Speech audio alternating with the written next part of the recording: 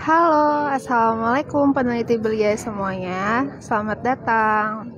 Kita akan tunggu teman-teman yang lain join ya.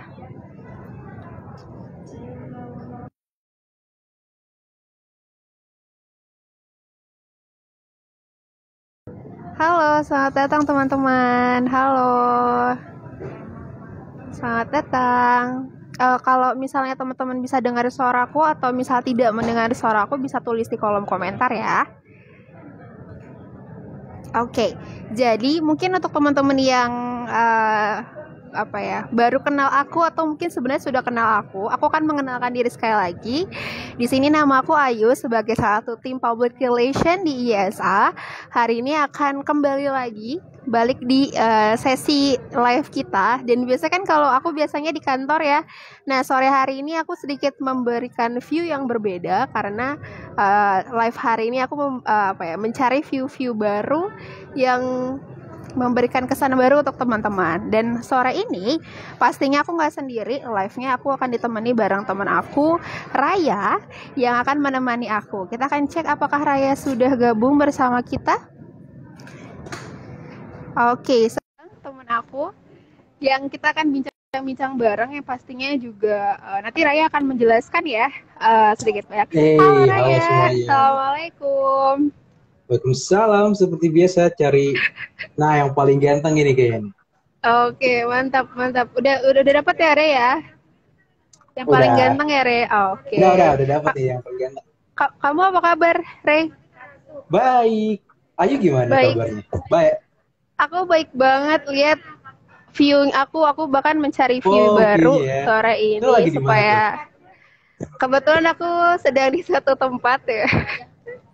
Ya pastinya satu tempat yang berbeda. Biasanya kan di kantor ya, kalau nggak di kantor di kamar gitu. Kalau Raya sekarang di mana posisinya? Di kamar. Tidak.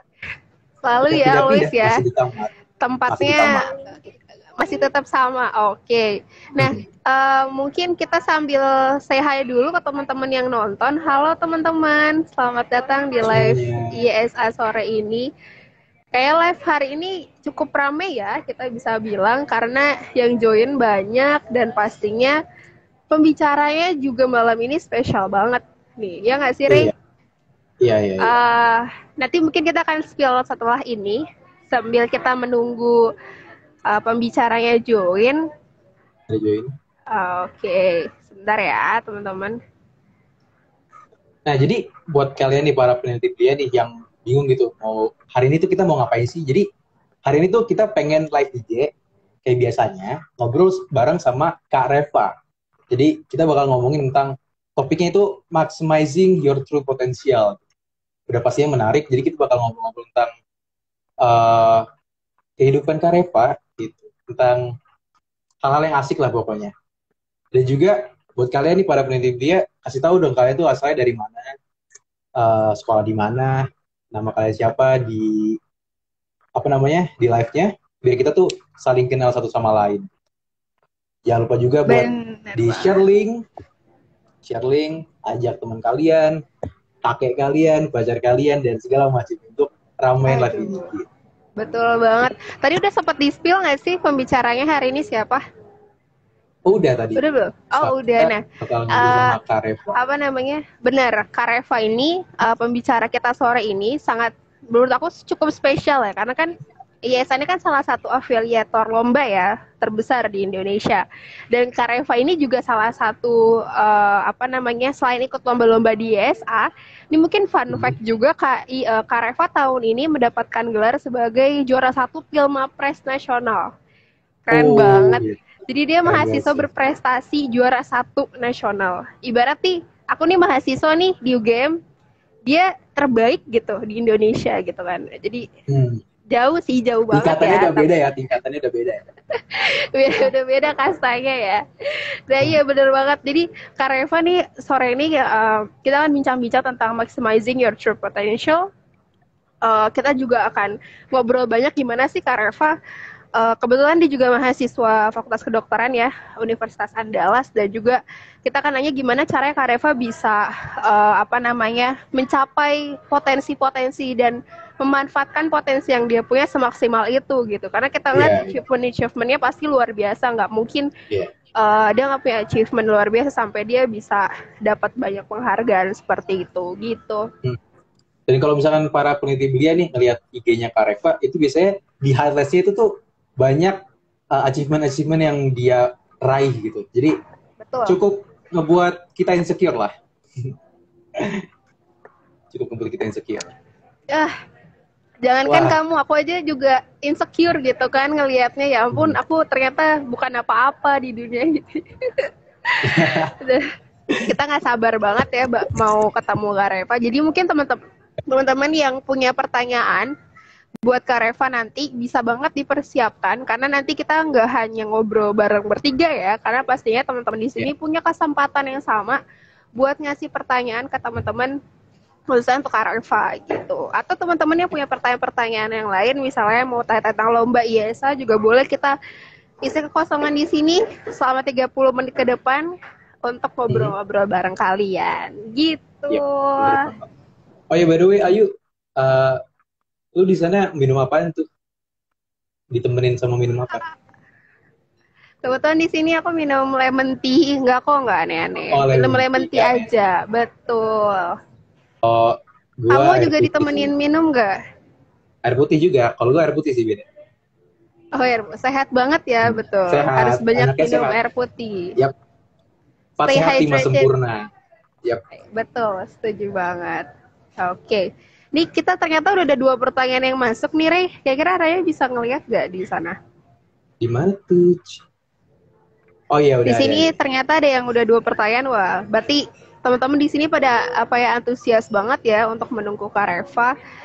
Dan Hmm. pastinya 30 menit ke depan ini akan sangat berkesan banget gitu. Jadi karena mungkin nggak cuma teman-teman di sini ya, aku pun sendiri juga penasaran sebenarnya gimana sih cara Kak Reva yang mungkin beda angkatannya nggak terlalu jauh, tapi dia Mhm. bisa, kok bisa beda banget teh, dia bisa manfaatin potensinya banget gitu, padahal sebenarnya Iya, sama-sama iya. makan nasi, sama-sama Sama-sama tinggal makan di nasi. Indonesia. Iya, benar. Iya Benar ya. gitu, ada, Kok bisa gitu ya? betul banget. Tipsnya apa sih gitu? Tipsnya. Twitter ya. Bisa Oke, di-spill gak tipsnya gitu? ntar ya.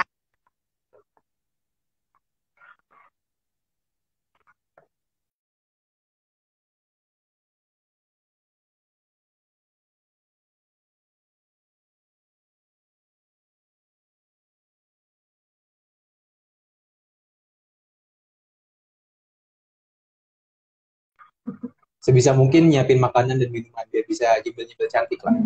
Gitu. Betul. Halo, aku sudah kembali. Kita akan, oh ya, Kak Reva udah muncul. Halo, kita akan Udah langsung muncul ya? ngobrol bareng Kak Reva Rahmat ya. Aduh, jadi deg-degan nih, excited banget mau ngobrol-ngobrol sama Kak Reva. Sebelumnya juga selamat datang Halo Kak teman-teman. Reva. Halo Kak Reva, suaraku terdengar jelas, dan suara Raya. Halo Kak. Suara kita Halo. terdengar jelas kan ya? Iya, jelas. Suara saya jelas. Oke, siap. Oke, mantap. Kak Reva, apa kabar nih Kak? Mungkin ya. Sehat, alhamdulillah. Sehat. Oke, ayo gimana? Makanya Oke, mungkin tadi kan aku udah kenalin diri, namaku Ayu by the way, dan ada temen aku. Nama aku Rea Martia. Nah, dan hari ini kita akan jadi host di live IG hari ini, Kak. Dan tadi kita juga udah sebutin tentang temanya dan juga sedikit banyak tentang Kak Reva, tapi mungkin lebih afdol kalau Kak Reva kenalin juga nih ke teman-teman yang baru nonton, boleh? Silakan. Oke, terima kasih sebelumnya Kak sudah dikenalkan. Salam kenal semuanya. Salam kenal teman-teman ISA se-Indonesia. Perkenalkan, nama saya Reva Rahmadiansyah, biasa dipanggil Reva. Saat ini sedang menempuh pendidikan di Fakultas Kedokteran Universitas Andalas semester 7 angkatan tahun 2018. Kemudian saat ini dinobatkan sebagai juara 1 dalam pemilihan mahasiswa berprestasi tingkat nasional jenjang sarjana tahun 2021. Siap. Mantap banget ya. Mantap. Berarti tahun ini ya, Kak? Tahun 2021 ya? Baru ini ya, Kak? Iya, baru September kemarin. Oh, baru September kemarin ya? Keren. Keren banget sih. Berarti benar-benar baru September kemarin penghargaannya, dan setahu aku memang Filmapres ini jadi salah satu ajang apa ya, mahasiswa berprestasi terbesar di Indonesia ya. Dan juga menurut aku sih keren banget jujur, karena buat sampai ke tahap itu, jangankan ini aku sendiri personally kalau ke fakultas aja susah gitu, apalagi ke tingkat univ ini sampai tingkat nasional gitu. Kak Reva keren banget. Mungkin tanpa berlama-lama lagi karena udah banyak juga yang join, aku kasih ke Raya dulu, silakan kalau Raya mau nanya-nanya boleh. Oke, siap. Jadi gini Kak Reva, kita langsung ke pertanyaan pertama. Aku nih penasaran sama Kak Reva. Ceritain dong bagaimana perjalanan kakak sampai bisa meraih gelar mahasiswa berprestasi itu kayak gimana sih Kak? Oke, jadi eh, mahasiswa berprestasi itu merupakan seleksi berjenjang, gitu ya, yang diadakan oleh fakultas, kemudian lanjut ke universitas, dan lanjut ke tingkat nasional. Perjalanannya tentu dimulai dari sejak jadi maba, gitu Kak. Jadi mulai ikut kegiatannya itu ya sejak semester 1, kemudian ikut organisasi, ikut lomba, kemudian ikut segala macamnya itu, dan semua itu dinilai di pemilihan mahasiswa berprestasi ini. Jadi ibaratkan Filmapres ini apa ya, ibaratnya kita daki gunung. Perjalanan kita mendaki gunung itu adalah dengan prestasi-prestasi dan juga kegiatan-kegiatan kemahasiswaan yang udah kita jalani di perkuliahan ini sejak awal. Nah, kemudian puncaknya itu di Filmapres ini. Nah, kemudian di Filmapres itu sendiri nggak cuma mereka lihat prestasinya aja gitu, nggak cuma lihat prestasi akademik ataupun non akademik saja, cuman mereka melihat dari berbagai sisinya. Jadi melihat di segi kemampuan bahasa Inggrisnya juga, personalitinya juga, bahkan wawasan kebangsaan juga dinilai waktu di nasional kemarin. Oke gitu ya. Jadi emang udah diseleksi dari dulu ya, dari awal masuk gitu ya. Perjalanannya dari awal, seleksinya dari Ya. Kalau misalkan Kak Reva ikut organisasi di ini nggak di kuliah? Iya, kebetulan saya aktif di organisasi riset namanya Medical Student Research Center BMKMFK Unan. Jadi tahun lalu saya dipercaya sebagai ketua dan tahun ini sebagai Dewan Pembina Pengurus. Ya. Oh, sebagai ketua. Jadi udah mahasiswa berprestasi, terus sekarang jadi ketua aja gitu ya. Iya. Iya. Itu organisasinya itu ngapain aja sih Kak? Ya, jadi di MRC ya, jadi singkatannya tuh MRC. Di MRC itu kita banyak kegiatan-kegiatan pembinaan keilmiahan, kemudian riset-riset gitu. Jadi di sana kita ada belajar bikin esai, belajar bikin KTI, terus kita di push gitu ya untuk ikut-ikut lomba. Kemudian kita juga ada pengabdian masyarakat. Nah, pengabdian masyarakat itu kita sambil meneliti juga, namanya research trip. Oh, oke. Jadi emang kalau misalkan masuk organisasi itu dihitung juga nggak untuk seleksi menjadi mahasiswa berprestasi? Iya, tentu. Karena di Dihitung. Filmapres itu kan kita salah satunya diseleksi adalah capaian unggulan namanya. Nah, capaian unggulan itu ada 7 kategori. Nah, 7 kategori itu termasuk di sana prestasi. Nah, prestasi dari lomba-lomba lah. Nah, kemudian penghargaan misalnya kita dapat best delegate, kemudian best speaker, kemudian penghargaan semacam itu. Kemudian dinilai juga di sana pengakuan, ya, kategori pengakuan. Jadi pengakuan ini misalnya kita jadi narasumber, kita jadi moderator, kita pernah jadi wasit atau jadi duri, itu juga ada penilaian tersendirinya.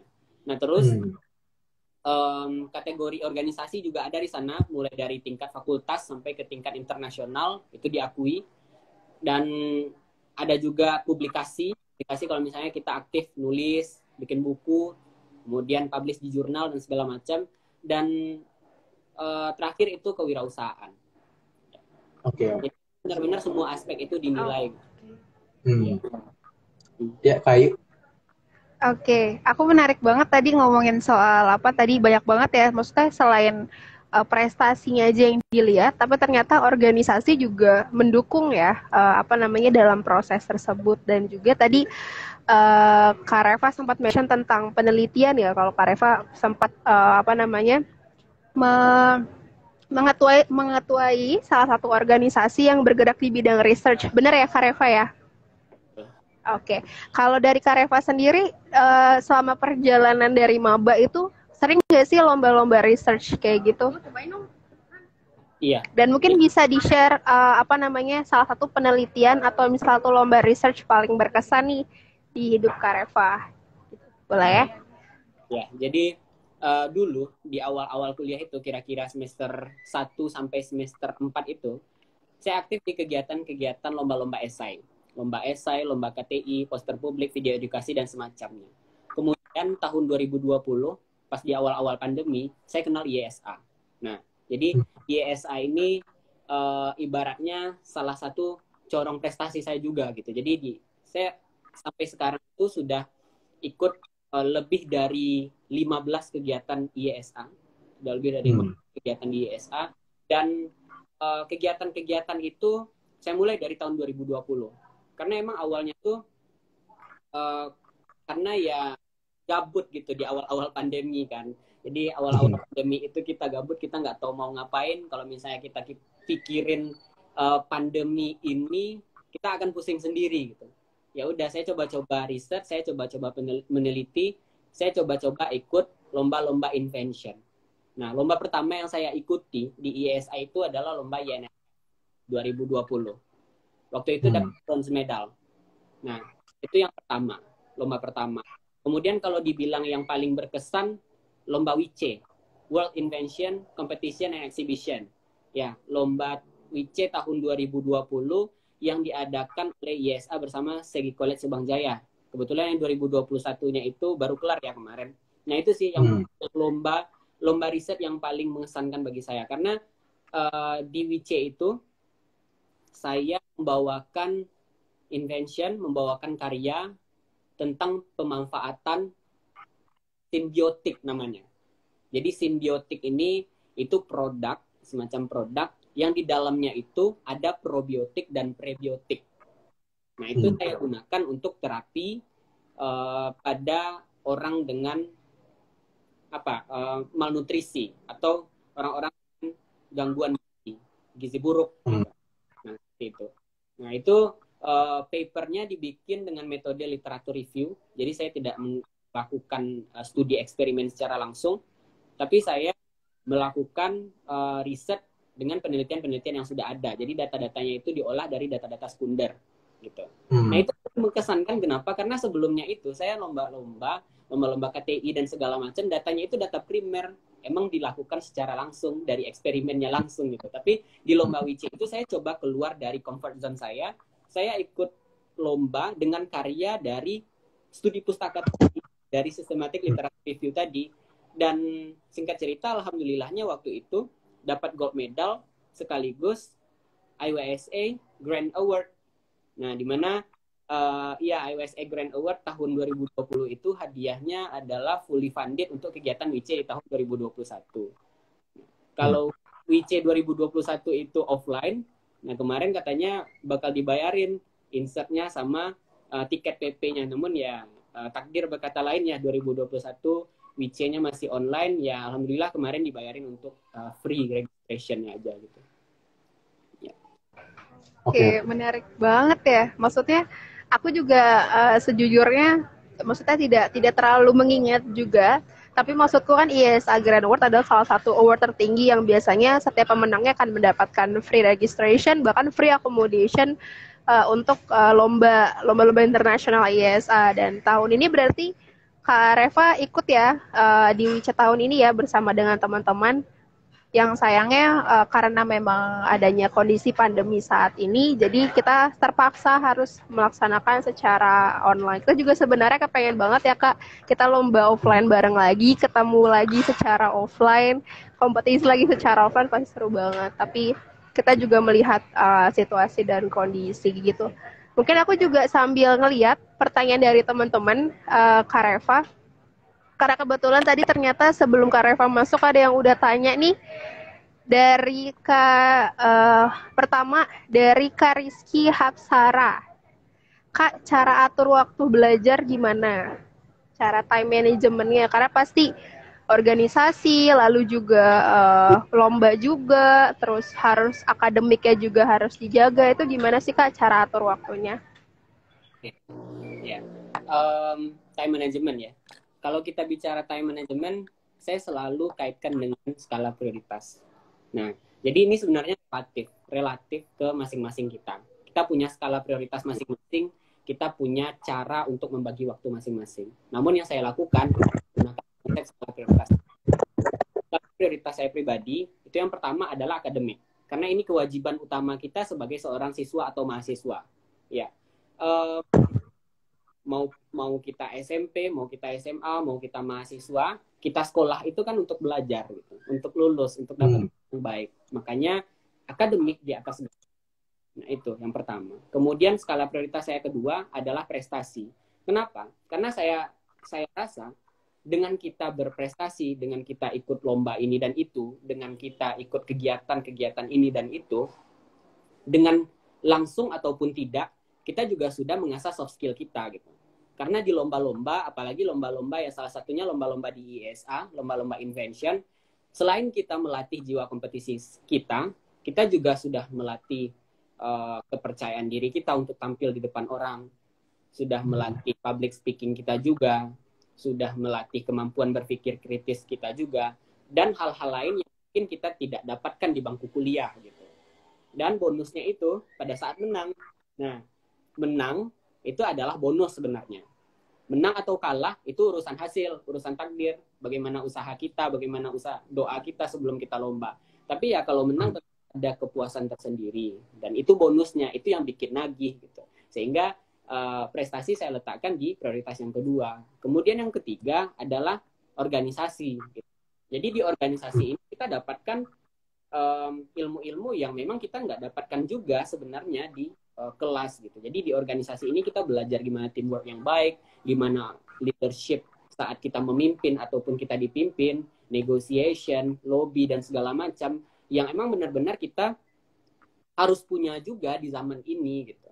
Mau nggak mau jurusan apapun kita harus punya semua itu, dan semua itu harus balance.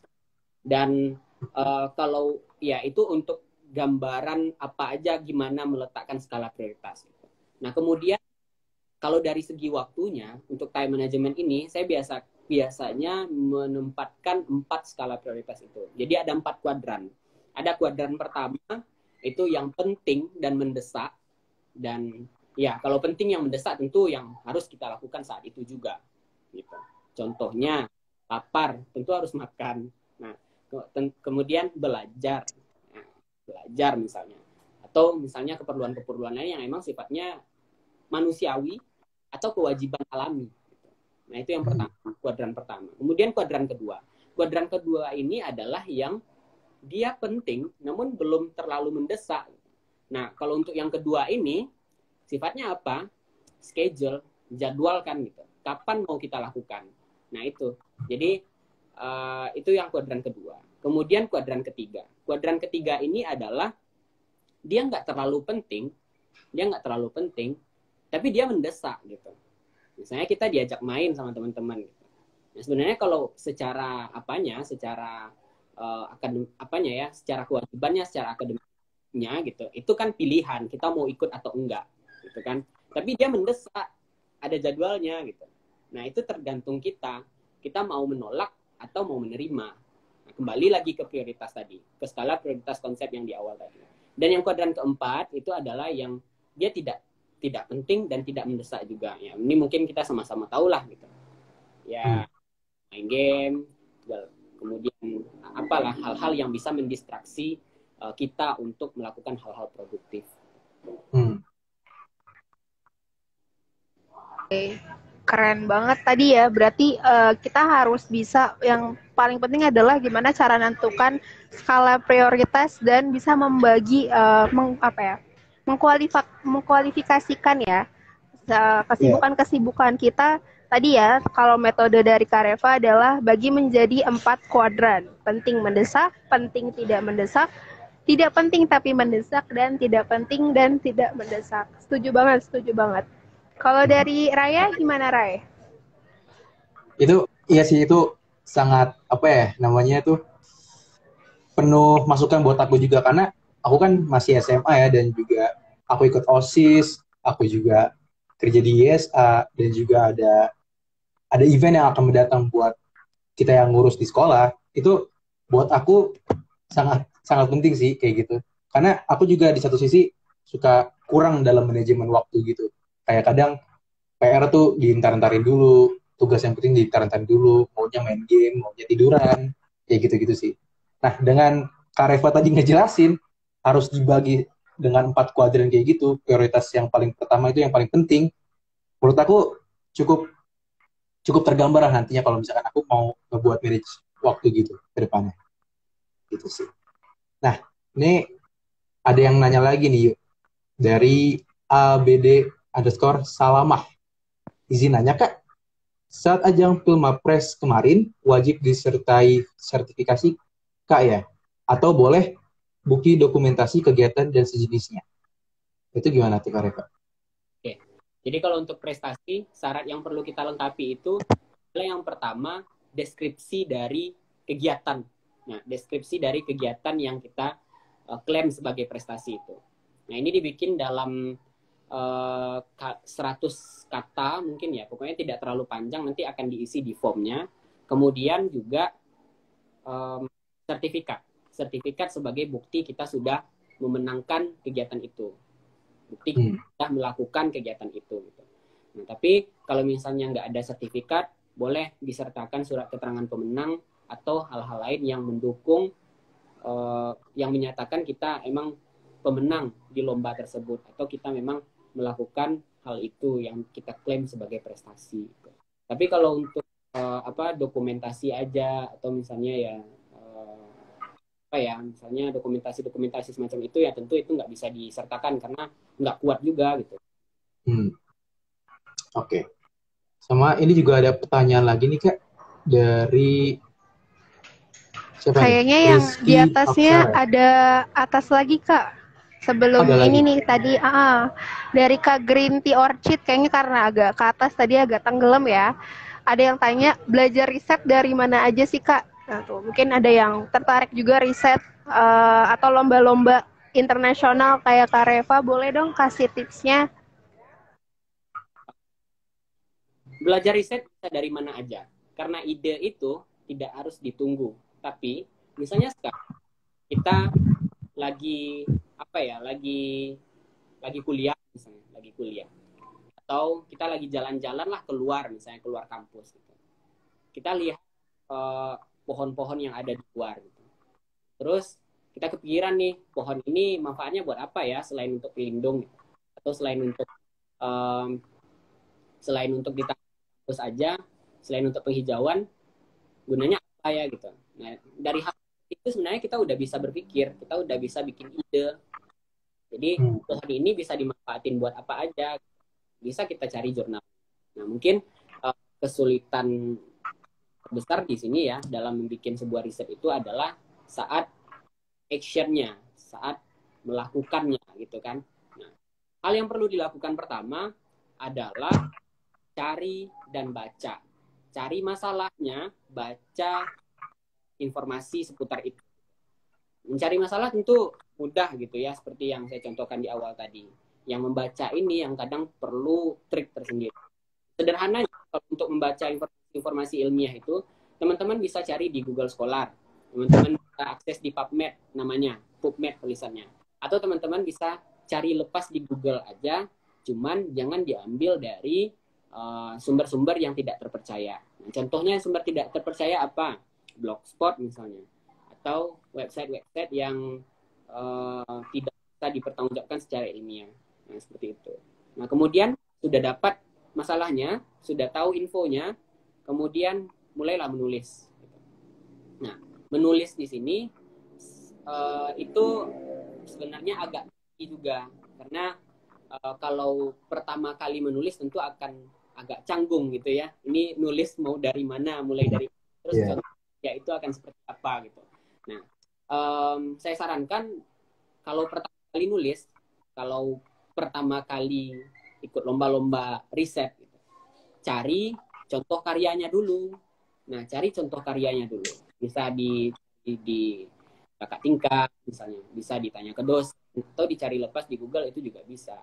Nah, jadi sudah di kita polanya seperti apa, kemudian baru lanjut. Atau teman-teman juga, ya kalau secara formalnya ya bisa ikut apa ya, semacam online class itu kan banyak ya sekarang, online class dan segala macam, atau nonton video YouTube itu juga bisa. Siap. Oke, ini juga ada pertanyaan nih, Kak, dari Rizky Hapsara. Biar stay motivated and on the track itu gimana sih, Kak? Ya, kembali ke tujuan awal intinya. Jadi sebelum kamu mulai untuk berprestasi, sebelum berpikir untuk ikut kegiatan ini dan itu, tanya dulu diri kita, mau ikut ini kenapa? Mau berprestasi itu buat apa gitu.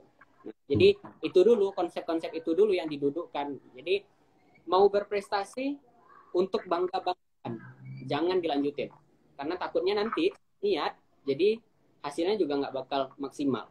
Nah, tapi kalau misalnya ikut kegiatan-kegiatan, ikut lomba-lomba dan segala macam, tujuannya positif, misalnya untuk mengembangkan diri, ya, untuk membanggakan orang tua, menjadi inspirasi bagi orang banyak, dan segala macamnya, dan itu bermanfaat untuk kita dan orang lain, saya sarankan lanjutkan, pelajari dan maksimalkan, selama bakat dan minatnya itu memang di sana.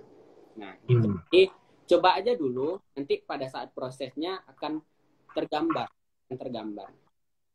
Kita bakal lanjut atau kita stop sampai di sini aja.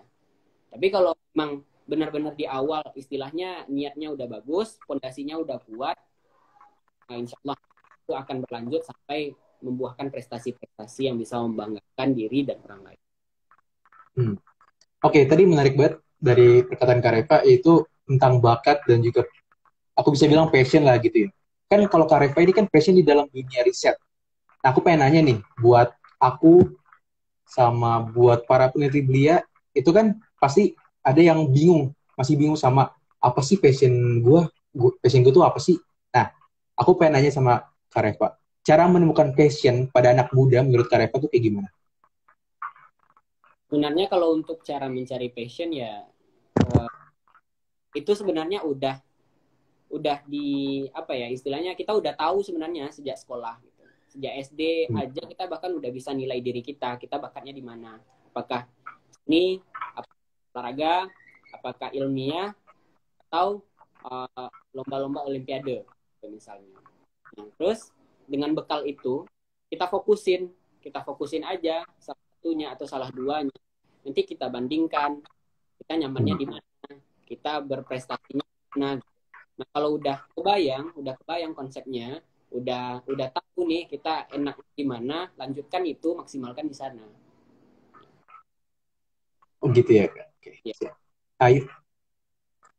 Oke, tadi sebenarnya udah sums up my questions juga sih tentang apa namanya tema kita hari ini juga intinya kan adalah kita mungkin nggak perlu muluk-muluk kok selalu ngomongin soal prestasi ya. Dari diri kitanya sendiri dulu gimana cara kita nge-maximize apa yang kita punya. Menurutku itu sebenarnya yang terpenting karena banyak banget orang yang mungkin jadi apa ya?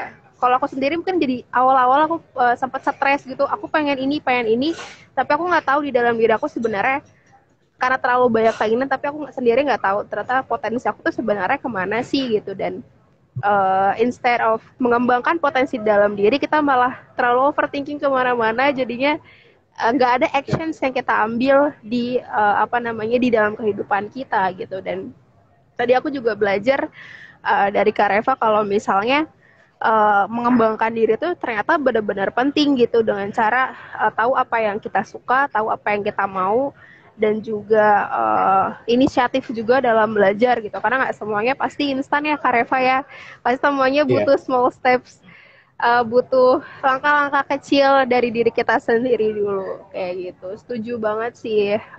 Kalau dari Raya gimana?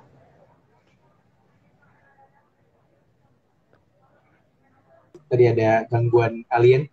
kalau dari aku sendiri itu cukup cukup apa ya namanya ya, cukup menggambarkan juga lah. Karena aku ini suka banget sama nulisnya aku tuh kayak nulis puisi, terus aku juga kadang suka nyanyi dan segala macamnya. Mungkin aku bisa menemuin passion aku tuh di arah-arah sana gitu. Dan itu yang paling terpenting yang tadi Kak Reva bilang, lu harus tahu diri lu sendiri itu sukanya apa, agar nantinya udah gampang gitu kan mau ngerucutnya tuh ke arah mana. Itu sih yang aku ajarin, yang aku pelajarin. Setuju banget gitu sih. Apa namanya? Kita jadi banyak banget belajar sore ini. Bener-bener aku jadi apa ya, terbuka gitu ya, terbuka matanya bahwa apa namanya? Bahkan tadi yang sempat aku jadi merasa insecure adalah Kak Reva produktif banget di saat masa pandemi karena dari gabutnya dia akhirnya ikut lomba ISA, nyoba-nyoba dan ternyata mendatangkan banyak banget experience dan apa namanya penghargaan yang nggak terduga-duga gitu. Dan juga mungkin Ya. teman-teman di sini jadi pelajaran juga buat aku, ternyata kalau kita punya waktu gabut juga bisa nih kita manfaatin mungkin untuk riset, atau mungkin kalau Raya suka bikin puisi bisa bikin karya-karya gitu, atau anything you like, anything you passion about, itu akan pasti membuahkan hasil kalau kita mau bekerja keras kayak gitu. Dan juga nggak terasa ya, ternyata tiba-tiba sudah 33 menit aja di sini ngobrol sama Kak Reva nih. Ya ampun, it's so nice to ngobrol sama Kak Reva. Terima kasih banyak sudah mau menyempatkan ngobrol-ngobrol sama kita. Dan juga buat teman-teman pasti tadi yang ada yang udah nanya, Kak, live-nya disimpan nggak? Abisnya live-nya disimpan, akan kita simpan di IGTV. Dan juga aku mau share sedikit tadi, menarik apa yang dibilang Kak Reva, berawal dari gabut saat pandemi, lalu ikut lomba, akhirnya mendatangkan prestasi-prestasi yang luar biasa ya, sampai dapat free registrations, free accommodations yang kita nggak sangka-sangka ternyata sampai bisa mendapatkan penghargaan YSA Grand Award. Dan juga untuk bulan ini nih Ray, Kak Reva, ISA juga mengadakan acara ISIF tahun 2021 dan sayangnya udah close registration. Jadi teman-teman yang pengen tahu keseruannya lomba ISIF tahun ini bisa cek di Instagram kita, atau di bulan depan, di bulan November ini akan ada penutupan registration dari IEBC atau International Youth Business Competition. Jadi tentang bisnis, dan juga ada Glocolis. Kalau Glocolis ini tentang life science kayak gitu. Penutupan pendaftarannya tanggal 1 November. Jadi teman-teman di sini yang mungkin kepengen jadi kayak Kak Reva, tapi pengen ngambil small steps-nya, siapa tahu small steps-nya bisa diambil dengan cara ikut lomba-lomba riset di ISA gitu. Raya, terima kasih banyak teman-teman yang sudah join. Hari ini cukup IG Live yang cukup ramai ya. Menurutku ya, menurut Raya juga karena interaktif banget. Terima kasih atas antusiasmenya. Sampai jumpa di IG Live selanjutnya. Dadah, selamat sore. Terima kasih banyak Kak Reva. Mohon maaf ya kalau ada kesalahan kata atau pengucapan. Terima kasih. Dadah yang saintis semua. Dadah.